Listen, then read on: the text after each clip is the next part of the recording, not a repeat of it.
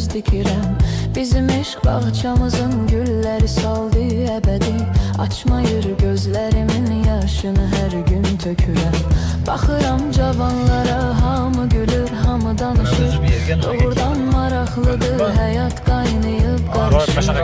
Amma mən cavanlığımı sevgimə qurban verirəm. Qara saçlar ağarır, bel bükülür, üz qırışır.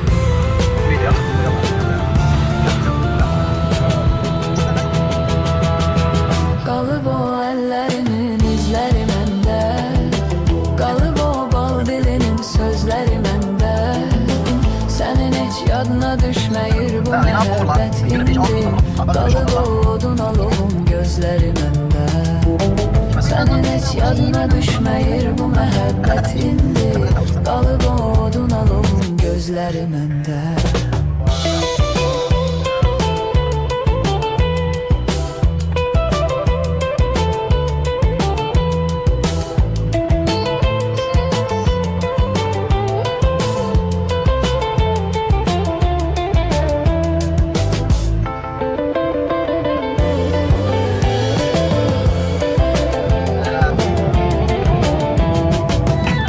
Görəsən xeyri nədir, mən bu qədər ah edirəm. Bu fani dünyanı dərd ocağına bənzədirəm. Bu ocağında tüstüsü kör edib gözlərimi.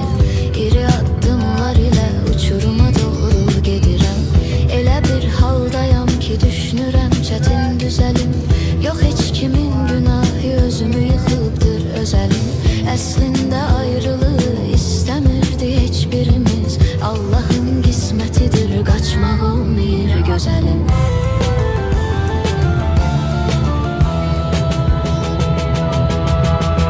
Qalıb o əllərinin izləri məndə, qalıb o bal dilinin sözləri məndə. Sənin heç yadına düşməyir bu məhəbbət indi. Qalıb o odun alovun gözləri məndə. Sənin heç yadına düşməyir bu məhəbbət indi. Qalıb o odun alovun gözləri məndə.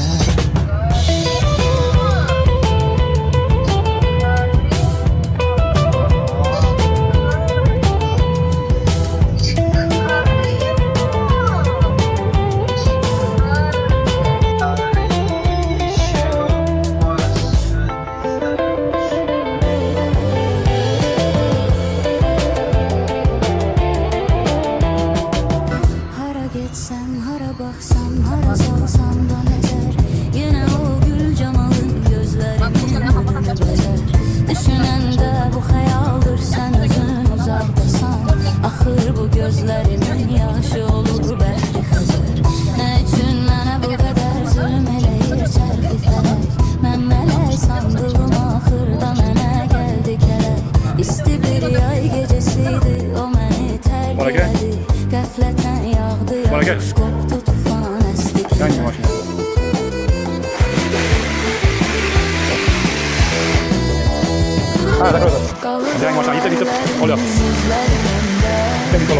Qalıb o bal dilinin sözləri məndə.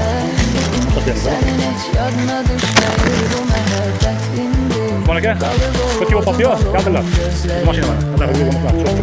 Sənin heç yadına düşməyir bu məhəbbət indi. Qalıb o odun alovun gözləri məndə.